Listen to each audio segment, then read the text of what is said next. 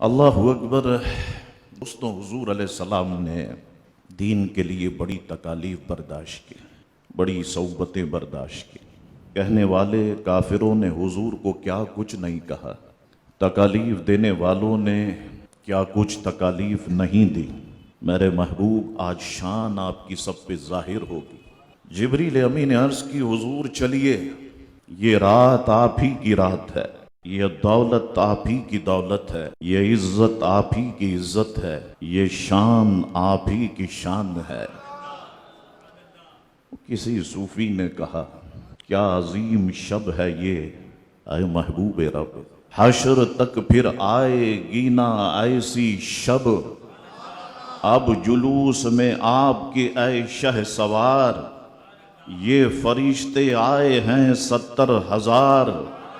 ہے مزین نور سے ساتوں فلک، ہیں تمام آراستہ حور و ملک،